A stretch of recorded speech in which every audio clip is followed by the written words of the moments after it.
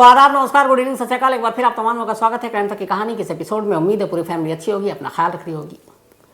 आज कत्ल की एक ऐसी कहानी है जिसमें बल्कि 4 किरदार हैं और ये चारों शक के घेरे में हैं। लेकिन अभी भी पुलिस ये तय नहीं कर पा रही है कि इनमें से असली कातिल कौन है।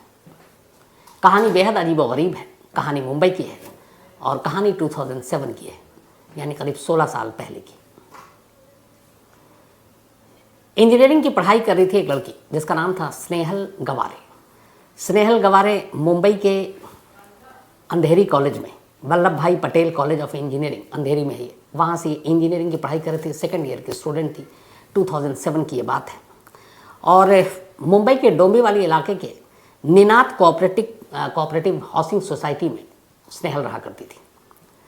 स्नेहल के पिता, जिनका नाम हिंदू राव गवारे, ये कोऑपरेटिव बैंक में काम करते थे।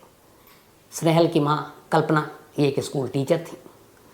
और स्नेहल की एक बड़ी बहन थी शीतल, जो लंदन में पढ़ाई कर रही थी। कुल 4 लोगों का ये परिवार था।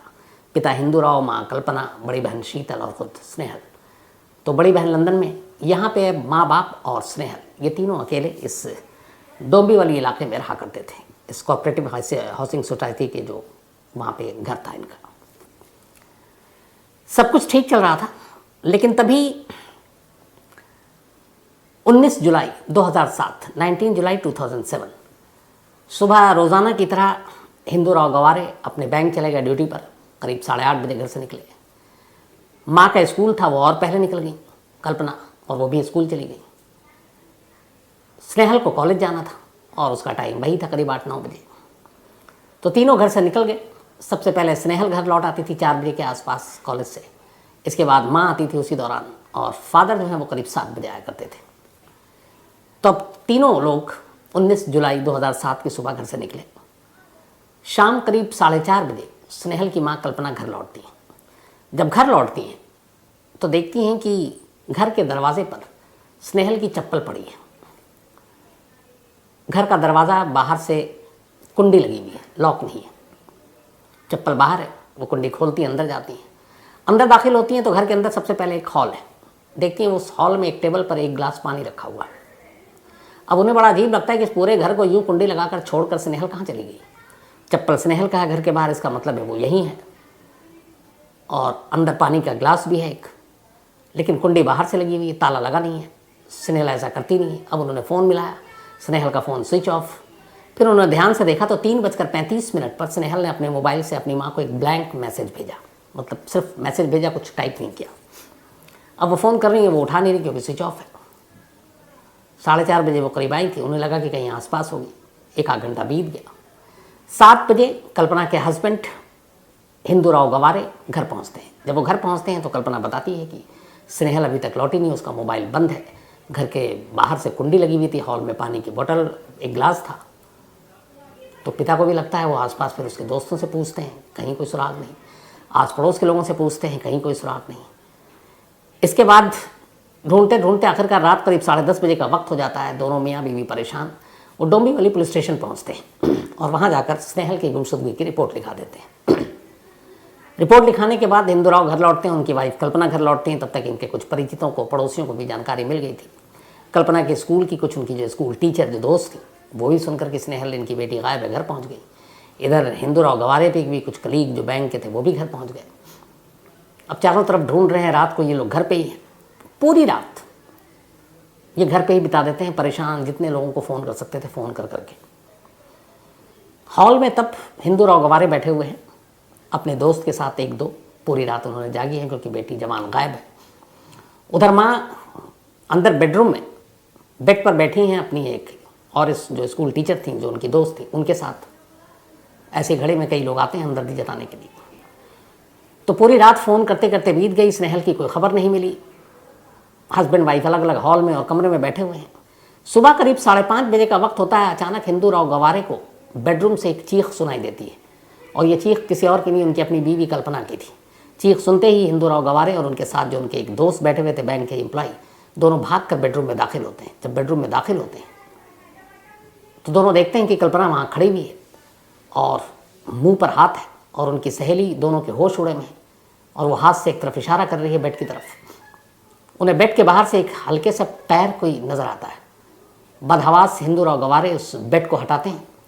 गद्दा जब हटाते हैं तो देखते हैं कि बॉक्स के अंदर वो स्नेहल पड़ी हुई है, जिसे पिछले करीब करीब 12 घंटे से ये लोग इधर उधर ढूंढ रहे हैं। स्नेहल बेड के अंदर बॉक्स में थी। उसके मुंह पर सफ़ेद रंग का कपड़ा जो है मुंह में ठुसा हुआ था। दोनों हाथ पीछे की तरफ बंधे हुए थे। पहली नज़र में ही देखकर लग गया था कि वो अब जिंदा नहीं है, लेकिन बदहवास माँ बाप और उनके जो सहयोगी थे बॉडी को बाहर निकालते हैं और फ़ौरन नज़दीकी अस्पताल ले जाते हैं। अस्पताल में डॉक्टर बता देते हैं कि ये अब जिंदा नहीं है। पुलिस को खबर की जाती है। अब जिस पुलिस के पास रात 10:30 बजे स्नेहल की गुमशुदगी की रिपोर्ट लिखाई थी, अब वो रिपोर्ट चेंज हो जाती है। अब वो एक मर्डर में तब्दील हो जाती है। तो मिसिंग अब मर्डर केस बन चुका।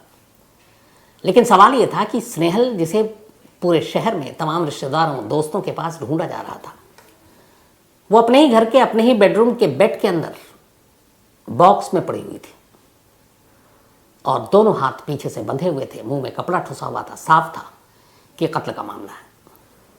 अब पुलिस ने तफ्तीश शुरू की। पोस्टमार्टम रिपोर्ट तब तक आ गई। पोस्टमार्टम रिपोर्ट से पता चला कि दम घुटने की वजह से स्नेहल की मौत हुई है। लेकिन जो हुलिया था उससे साफ है कि ये एक्सीडेंटल डेथ नहीं था, क्योंकि हाथ पीछे से बंधे हुए, मुंह में कपड़ा ठुसा हुआ है, ऊपर से बॉक्स के अंदर उसे डाला गया, फिर बेड रख दिया गया, तो वो बॉक्स को खोल भी नहीं सकती, बाहर भी नहीं आ सकती, सांस भी नहीं ले सकती। तो सीधे सीधे ये केस कत्ल का एक मामला बन गया। अब पुलिस ने तफ्तीश शुरू की। घर वालों से पूछा कि कोई ऐसी दुश्मनी, कोई ऐसी दोस्ती, कोई प्यार मोहब्बत का चक्कर। तब घर वालों ने बताया कि हाँ, स्नेहल, बल्कि स्नेहल की माँ ने बताया, कल्पना ने। उन्होंने कहा कि स्नेहल का एक बॉयफ्रेंड है, उसका नाम है हिरेन राठौड़, और इन दोनों की दोस्ती है और स्नेहल अक्सर उससे बात करती है। अब जब पुलिस को पता चला कि हिरेन राठौर उसका बॉयफ्रेंड है, तो पुलिस ने फ़ौरन हिरेन राठौर को कांटेक्ट किया। हिरेन राठौर जो था, उसने जो कहानी बताई, उसने कहा कि 2004 में जब वो कॉलेज में दोनों थे, तभी दोनों की मुलाकात हुई और फिर मुलाकात दोस्ती में बदली और दोस्ती फिर प्यार में बदल गया। और दोनों एक दूसरे से प्यार करते थे। न सिर्फ प्यार करते थे, बल्कि वो अक्सर, हिरेन ने बताया कि वो स्नेहल के घर भी आता था और उनके इस रिश्ते के बारे में स्नेहल की माँ कल्पना को सारी जानकारी है। माँ ने भी पुलिस को बताया कि हाँ, वो आता था और मुझे जानकारी है। बाप को पता नहीं था, मतलब हिंदूराव गवारे को नहीं मालूम था। तो इसके बाद अब उससे पूछा गया कि क्या हुआ, ये कैसे हुआ। तो फिर हिरेन राठौर ने बताया कि लास्ट वीक, एक हफ्ते से उसका झगड़ा चल रहा था स्नेहल से। और झगड़े की वजह ये थी कि एक हफ्ता पहले हिरेन अपने कुछ दोस्तों के साथ एक पार्टी में गया था और इस पार्टी की जानकारी जब स्नेहल को पता चली तो वो गुस्सा हो गई। उसे पार्टी में जाना, जिन दोस्तों के साथ गया था उन दोस्तों के साथ जाना नागवार गुजरा, उसे पसंद नहीं था। तो इसलिए उसने बातचीत बंद कर दी। फिर उसने समझाया, मनाया, फिर उसने कहा कि वो मान गई और फिर यह तय हुआ कि अभी हम लोग बहुत बिजी हैं, तो एक हफ्ते तक थोड़ा हम लोग डिस्टेंस बना कर रखेंगे, कम बात करेंगे। और उसने कहा कि इस एक हफ्ते में हुआ ये कि मेरा मोबाइल भी ख़राब हो गया, बैटरी बहुत जल्दी जल्दी डाउन हो जाती थी, तो मेरा मोबाइल अक्सर स्विच ऑफ रहता। मैं तभी मोबाइल को ऑन करता जब मुझे कोई कॉल करना होता। तो क्या हुआ, ख़ासतौर पर आखिरी 2 दिन में क्या हुआ, मुझे नहीं मालूम। अब हिरेन राठौर के इस बयान के बाद जो पुलिस ने उसे लिया, फिर उसके बाद उसका पता करना शुरू किया गया कि ये क्या करता और उस दिन कहाँ था। तो पता चला कि हिरेन ने मैनेजमेंट के कोर्स कर रखा था और ये मुंबई में ही एक वोल्टास कंपनी में मैनेजमेंट ट्रेनी के तौर पर 2007 जुलाई से ही 2008 तक करीब इसने काम किया कुल। और जिस दिन 19 जुलाई 2007 की ये बात है, उस दिन उसने कहा कि मैं सुबह 9 बजे से लेकर शाम 5:30 बजे तक ऑफिस में था और इस ऑफिस में रहने के दौरान मेरे बहुत सारे जो कुलीग थे, बल्कि वहाँ पे कुछ ट्रेनी थे, मैं उनके साथ था। तो मेरी मौजूदगी इस घर पर नहीं थी जहाँ स्नेहल रहती थी, बल्कि उस कंपनी के दफ्तर में थी। अब एक वक्त में एक शख्स 2 जगह तो रह नहीं सकता। पुलिस ने कहा ठीक है। अब पुलिस ने उसके बयान के बाद उसके दफ्तर गए पहुंची, उस वोल्टास कंपनी के कुलीग से पूछताछ की। 3 कुलीग ने कहा कि हाँ, ये हमारे साथ था और ये सुबह आया था और शाम 5:30 तक तो हमने देखा है। लेकिन हैरत अंगेज तौर पर जब अटेंडेंस रजिस्टर को पुलिस ने अपने कब्जे में लेने के लिए मांगा, तो पता चला कि उसी दिन 19 जुलाई का अटेंडेंस रजिस्टर गायब है। और उस वक्त ये पता चला कि वहाँ जो भी एम्प्लॉय आता था वो साइन करता था और टाइम लिखता था। बहुत सारे दफ्तर में होता है, प्राइवेट जॉब में खासतौर पर स्ट्रिक्टली होता है, आप कितने बजे इन, कितने बजे आउट। तो खैर अलग अलग मशीनें आ गई हैं। तो वो जो अटेंडेंस रजिस्टर था उस कंपनी में, ख़ास तौर पर उस दिन का, वो गायब। अब ये बड़ी अजीब बात थी, लेकिन 3 विटनेस ऐसे थे जो कह रहे थे कि हाँ हीरेन यहाँ आया था और हमारे साथ था और शाम तक था। अब पुलिस के हिसाब से जो कत्ल हुआ वो कत्ल करीब दोपहर से लेकर 4:30 से पहले हुआ है, क्योंकि 4:30 बजे कल्पना घर पहुंच चुकी थी, और 9 बजे के बाद हुआ है, क्योंकि 9 बजे से पहले स्नेहल उन लोगों के साथ थी जब माँ बाप अपने अपने काम पर निकले। अब यहाँ हीरेन का यह है राठौड़ का कि वो दफ्तर में 9:30 से लेकर 5:30 तक रहा है, गवाह भी है, लेकिन गवाहों पे तो भरोसा करें, अटेंडेंस रजिस्टर जो गायब है वो शक पैदा कर रहा है। लेकिन अब पुलिस क्या करे, अपनी तरफ से तफ्तीश करती रही, कोई सुराग और सबूत नहीं मिल रहा। इधर स्नेहल का मोबाइल गायब था, लेकिन करीब हफ्ता भर बाद स्नेहल का मोबाइल मिल जाता है, और ये मोबाइल मिलता है, पुलिस ने चूँकि उसको सर्विलांस पे लगा रखा था, तो एक शॉप थी जो जिस शॉप के अंदर ग्रॉसरी शॉप थी, तो पता चला कि इसका लोकेशन वहाँ है। पुलिस वहाँ पहुँची तो उस दुकानदार से पूछा कि ये मोबाइल तुम्हारे पास कहाँ से आया, तो उसने कहा कि एक शख्स आया था, उसने कहा ये मोबाइल रास्ते में कहीं पड़ा हुआ था, तो मेरे पास बेचने आया, मैंने 3,500 रुपये में उस मोबाइल को ख़रीद लिया। तो उसने कहा वो जो बेचने के लिए आया था उसका हुलिया बताओ। अब पुलिस ने उसके हुलिये के आधार पर एक स्केच तैयार किया। अब उस स्केच को स्नेहल के घर वालों को दिखाया गया, लेकिन किसी ने उसको पहचाना नहीं। तब मोबाइल मिला, लेकिन सुराग नहीं कि मोबाइल किसने बेचा, उसका इस कत्ल से क्या लेना देना। पुलिस के हाथ खाली और मामला हाई प्रोफाइल। अब टोमी वाली पुलिस सोच रही क्या करूं।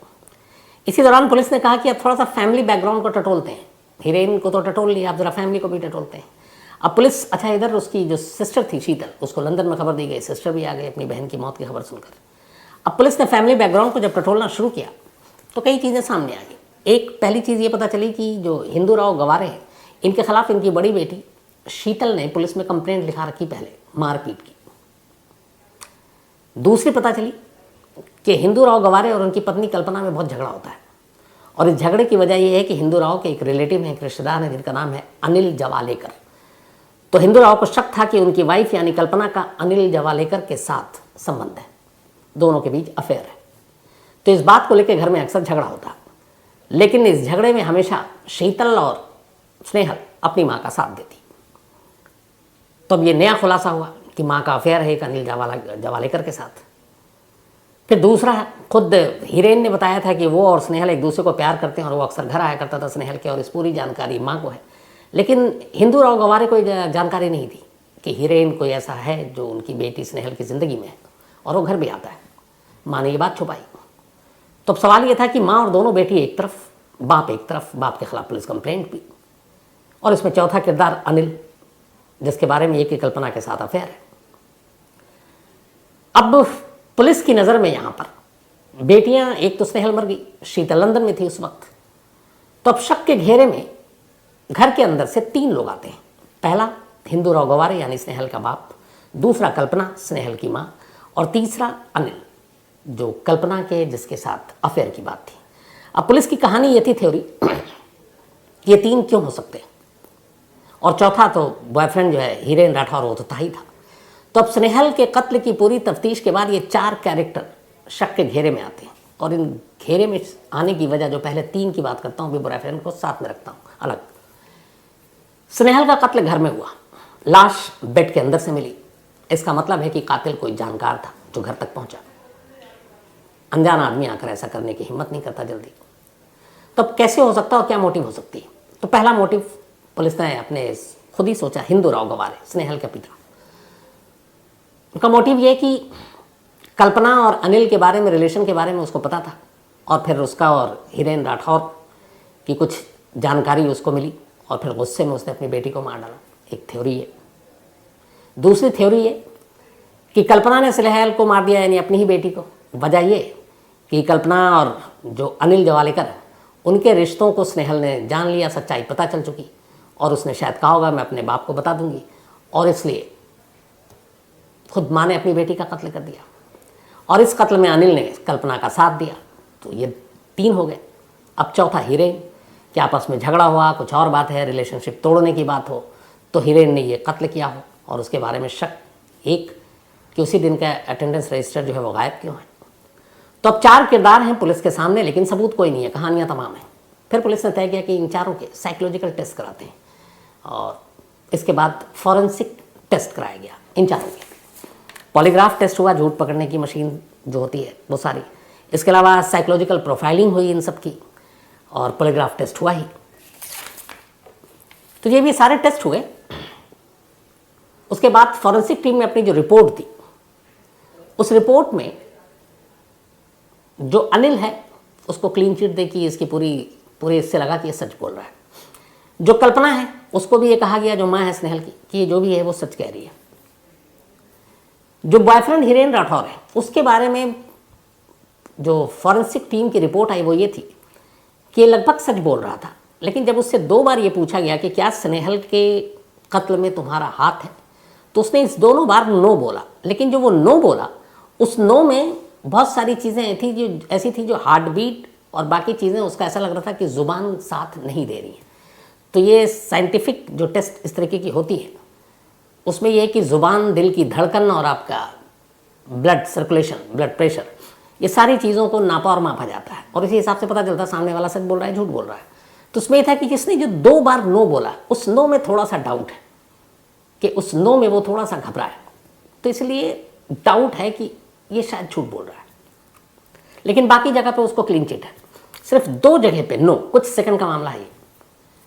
इसके अलावा फॉरेंसिक रिपोर्ट में ये कहा गया कि जो हिंदू राव गवारे हैं उसकी जो पूरी साइंटिफिक और ये साइकोलॉजिकल प्रोफाइलिंग और पॉलीग्राफ टेस्ट हुआ, उसमें उसकी जो पूरी बातचीत है, उसने जो पूरा उसने बोला है, तो उसको पूरी तरह से सच भी नहीं मान सकते और पूरी तरह से झूठ भी नहीं बोल सकते। यानी वो भी शक के घेरे में है कि कुछ उसने भी छुपाया या सच नहीं बोल रहा, लेकिन पुख्ता तौर पर नहीं है इस। और दूसरा, ये सब चीज़ें तो कोर्ट में मान्य है नहीं। तो रिपोर्ट दोनों जगह, ये रिपोर्ट भी कन्फ्यूज़न पैदा कर गई। एक ये कि हिरेन राठौर ने कहा, लेकिन 2 जगह पर नो में हमें डाउट है कि शायद वो झूठ बोल रहा है, और बाप के बारे में कि ये पुख्ता नहीं कह सकते, हो सकता है सच भी हो, लेकिन कई जगह पे डाउट भी है। तो ये रिपोर्ट भी एक तरह से पुलिस के किसी काम नहीं आ रही है। अब धीरे धीरे मामला टाइम बढ़ता जा रहा है। आखिरकार ये फिर डोंबिवली इलाके के पुलिस स्टेशन से ये केस लेकर वहाँ की क्राइम ब्रांच को सौंप दिया गया कि आप इस केस की जाँच कीजिए। अच्छा, इधर इन सारी चीज़ों के बीच में उसी 2007 में जो हिरेन राठौर है, ये हायर स्टडी के लिए मुंबई से यूएस चला गया, और उसने मुंबई, वहाँ पे यूएस में उसने जाकर उसको मैनेजमेंट की पढ़ाई करनी थी। तो ये यूएस गया और वहीं अपनी पढ़ाई करने लगा। यहाँ चूँकि उसका पुलिस से सारी पूछताछ हो गई, उसके सारे टेस्ट हो गए, और अभी तक पुलिस ने उसको अरेस्ट नहीं किया था क्योंकि ग्राउंड नहीं था, कोई प्रूफ नहीं था, सिर्फ कहानियाँ थी। तो उसको कोई रोक टोक था नहीं, और वो भी भागा नहीं, बाकायदा उसका पहले से ये सब कुछ था, क्योंकि उसी जुलाई में इंसिडेंट हुआ और उसके एंड तक इसको जाना था। एडमिशन के सारे फीस पैसे उसने सब डाल रखे थे, भर रखे थे। तो ये यूएस चला गया था 2007 में। अब इधर पुलिस की जांच चल रही है, पुलिस की जांच जारी है, कोई सबूत नहीं मिल रहा है। पुलिस ने इस दौरान फिर एक रिपोर्ट तैयार की और अदालत में जाकर कल्याण के कोर्ट में कहा कि इसमें हमें कोई प्रूफ नहीं मिल रहा है, इसलिए इस केस को क्लोज कर देते हैं। लेकिन कोर्ट ने मना कर दिया। उसने कहा नहीं, आप क्लोज मत कीजिए, आप इसको पूरी तरह से इन्वेस्टिगेशन चालू रखिए, देखिए कुछ नए सबूत, नए गवाह मिलते हैं। अब ये सारी चीज़ें चलती रही। इसी दौरान में 2010 में होता ये है कि हिरेन राठौर के फादर की डेथ हो जाती है मुंबई में। अब फादर की डेथ होने के बाद हिरेन राठौर को वापस इंडिया आना पड़ता है। वो इंडिया आता है, और इंडिया आने के बाद बाकायदा वो खुद ही जो कल्याण कोर्ट है वहाँ जाता है और ख़ुद को कहता है कि अगर इस केस में आपको सच्चाई जानने के लिए मेरी ज़रूरत है तो मैं अपना नार्को टेस्ट कराने को तैयार हूँ अपनी तरफ से। ये कोर्ट में एक अर्जी दे देता है। अब कोर्ट में जब ये अर्जी दिया गया तो फिर कोर्ट ने कहा ठीक है, कोर्ट ने पुलिस को इन्फॉर्म किया। अब एक जो एक्यूज जिसको पुलिस शक के घेरे में लेकर चल रही है वही आता है और वही कहता है कि आप चाहे तो मेरा नार्को टेस्ट करा लीजिए। तो अप्रैल 2010 की बात है, ये शुरुआत की 7 अप्रैल को जब वो भारत आया था हिरेन राठौर, और आने के बाद इसने 9 अप्रैल को कोर्ट में ये कहा था कि मैं नार्को टेस्ट कराने को तैयार हूँ। इसके बाद पुलिस ने, चूंकि वो रजिस्टर गायब थे अटेंडेंस की और ये वापस अमेरिका से लौटा था, इस चीज़ में कई चीज़ें ऐसी हुई जिसमें लगा था कि ये शक के घेरे में है, और अदालत ने क्लोजर रिपोर्ट बंद करने से मना कर दिया। उसने कहा कि आप जांच आगे बढ़ाइए। तो और कुछ पुलिस के पास था नहीं। पुलिस ने क्या किया कि हिरेन राठौर के लौटते ही 20 अप्रैल 2010 को उसको गिरफ्तार कर लिया और कहा कि हम आपको स्नेहल के मर्डर केस में अरेस्ट करते हैं। अब उसको गिरफ्तार करने के बाद कोर्ट में पेश किया गया। अब जब कोर्ट में पेश किया गया तो फिर उसको 7 दिन की पुलिस कस्टडी मिली, 27 अप्रैल तक वो पुलिस कस्टडी में रहा। इसके बाद फिर 7 दिन के बाद उसको जुडिशल कस्टडी में जेल भेज दिया गया। लेकिन इस दौरान में भी सिर्फ ये कि एक अटेंडेंस रजिस्टर गायब है, उसका मौका वारदात पर मौजूदगी, उसके मोबाइल की डिटेल, ऐसी कोई भी चीज़, एक एविडेंस नहीं मिल रहा है जिससे ये साबित हो सके कि हिरेन राठौड़ ने ही कत्ल किया है। हालांकि दूसरी तरफ शक सबसे ज़्यादा उसके ऊपर ही है कि आखिर उसी 19 जुलाई 2007 का ही रजिस्टर अटेंडेंस जो है वो गायब क्यों उसका 2 दिन तक ही मोबाइल बंद था, स्विच ऑफ था। क्या वो लोकेशन छुपाने के लिए उसने ऐसा किया था? तो ये सारी यही ग्राउंड थी जिसके ऊपर अरेस्ट किया था। तो फिर 20 अप्रैल को इसको अरेस्ट किया, 27 अप्रैल को ये जेल चला गया, लेकिन कोई प्रूफ था नहीं। तो लगभग महीने भर जेल में रहा। उसके बाद 26 मई 2010, 26 मई 2010 को पुलिस ने भी कहा कि हमारे पास कोई पुख्ता सबूत नहीं है। कोर्ट ने बेल दे दिया हिरेन राठौर को और हिरेन राठौर जमानत पर बाहर आ गया 2010 26 मई। बाहर आने के बाद अब हिरेन राठौर ने एक काम और किया। जब वो यहाँ आया अप्रैल में इंडिया अपने फादर की डेथ के बाद, तब उसने कहा था कि मैं वॉलंटरी खुद से ही अपनी नार्को टेस्ट कराने को तैयार हूँ। अच्छा, आपने कानून है कि नार्को टेस्ट कराने के लिए सामने वाले की इजाज़त या मंजूरी ज़रूरी होती है। तो जब इसको गिरफ्तार किया गया उसके बाद ये फिर बेल मिल गया। तो बेल मिलने के बाद अब पुलिस ने कहा कि जी आपका नार्को टेस्ट कराते हैं। इसने वो एप्लीकेशन वापस ले लिया जो कोर्ट में कहा था कि मैं नार्को कराने के लिए अपनी मर्जी से तैयार हूँ। इसने एक दूसरा एप्लीकेशन दिया, उसने कहा कि मुझे नार्को नहीं कराना और मैं इस टेस्ट से पीछे हटता हूँ और इसमें कानून कहीं नहीं आता कि आपसे ज़बरदस्ती कराए। तो अब अचानक जमानत के बाद उसने नार्को टेस्ट से डिनाई कर दिया, मना कर दिया और पुलिस कुछ नहीं कर पाई। अब उसके बाद वो बाहर, पुलिस जांच करती रही। आज 16 साल हो गए, 2007 19 जुलाई का ये केस है। अब भी पुलिस के रडार पर 4 नाम हैं और वही चारों नाम जो पहले दिन से हैं। स्नेहल के फादर हिंदूराव गवारे, मदर कल्पना, मदर का जिनके साथ अफेयर बताया गया अनिल जवालेकर, और चौथा स्नेहल का बॉयफ्रेंड हिरेन राठौड़। और इनमें सबसे ज़्यादा जो लोकल पुलिस से और बाकी लोगों से आप बात कीजिए तो उनका कहना है कि अगर सस्पेक्ट की लिस्ट में सबसे ज़्यादा किसी के खिलाफ पुख्ता लगता है कि ये कातिल हो सकता है तो उनकी नज़र में वो है बॉयफ्रेंड हिरेन राठौड़। लेकिन उसके पीछे भी वजह सिर्फ एक है और वो है कि सेम उसी दिन का उस अटेंडेंस रजिस्टर का वो पन्ना गायब होना, बाकी दिन का मौजूद होना। लेकिन एक रजिस्टर गायब होने से सिर्फ किसी को कातिल नहीं ठहराया जा सकता। मोटिव पुलिस कभी तलाश नहीं कर पाई कि स्नेहल और राठौर इन दोनों में झगड़ा, और झगड़े के बाद स्नेहल को उसको छोड़ भी देता तो कुछ नहीं होता, क्योंकि इस रिश्ते के बारे में सबको तो पता था नहीं। तो वो उसे क्यों मारेगा? मोटिव क्या हो सकता है? और अगर मोटिव की बात है तो फिर मोटिव इधर भी बहुत सारी है। पुलिस की थ्योरी थी कि खुद स्नेहल की माँ और उसके एक रिश्तेदार के साथ, अनिल के साथ उनका अफेयर, और दोनों ने देख लिया किसी ऐसी हालत में और उसके बाद उन्होंने मार डाला अपनी बेटी को। या पिता जिसे लगता था कि वो अपनी माँ का सपोर्ट करती है और कुछ ऐसी चीज़ हो गई तो पिता ने मार डाला। तो 3 तो घर में ही हैं, शक के घेरे में कातिल, चौथा बाहर है बॉयफ्रेंड। लेकिन अभी भी ना ये केस क्लोज हुआ है ना ख़त्म हुआ है। कोर्ट में जब भी क्लोजर रिपोर्ट दाखिल की गई, कोर्ट ने यही कहा कि आप इसकी जांच कीजिए, इसका केस पे नज़र रखिए, हमेशा आंखें खुली रखिए, कभी भी कुछ भी इसमें नया आता है तो आप बताइए। हिरेन अपनी पढ़ाई पूरी कर चुका है, वो अब नौकरी कर रहा है, लेकिन उसका ये भी है कि उसने कभी भी वो भागा नहीं। जब जब उसे बुलाया गया, जब जब ज़रूरत पड़ी वो आता है। और वो खुद ही आया था जब पहली बार यूएस से, तो खुद ही कोर्ट के सामने गया था और कहता था, उसने कहा था आप मेरी जांच कीजिए, मेरा नार्को कीजिए। लेकिन फिर शक पैदा होता है कि जब तुमको गिरफ्तार कर लिया गया और बेल आउट हुए, उसके बाद तुमने फिर नार्को करवाने से मना क्यों कर दिया? और उससे पहले जो पॉलीग्राफ टेस्ट और साइंटिफिक टेस्ट हुआ था उसमें वो जो 2 बार नो पे क्या तुमने कत्ल किया, उस नो में जो ज़रा सी लड़खड़ाहट और दिल और ज़ुबान और धड़कन और खून का साथ न देना, वो भी डाउट क्रिएट कर रहा था। लेकिन वो डाउट बाप पर भी था कि वो सच कह रहा है या झूठ कह रहा है, पुख्ता नहीं कह सकते। तो कुल मिलाकर 4 कैरेक्टर, 4 शक के घेरे में, और एक सेकेंड ईयर इंजीनियरिंग की स्टूडेंट स्नेहल गवारे, उसकी मौत। आज भी ये अनसॉल्व केस मुंबई की उस पुलिस स्टेशन की डायरी में दर्ज है और आज भी किसी नए सबूत, सुराग, गवाह, पुलिस उसका इंतज़ार कर रही है ताकि इस केस को सुलझाया जा सके। लेकिन फ़िलहाल आज की तारीख का सच ये है कि 19 जुलाई 2007 जब स्नेहल का कत्ल हुआ, उसके बाद से आज तक ये केस सुलझा नहीं है। और सबसे बड़ी बात यह है कि घर कत्ल के अंदर होता है, लाश घर के अंदर से ही मिलती है। किसी पड़ोसी ने किसी को आते जाते नहीं देखा, तो फिर कातिल कौन है? ये केस जब भी खुलेगा मैं आप तक इसका फॉलोअप ज़रूर पहुंचाऊंगा। तो फिलहाल कहानी में इतना ही।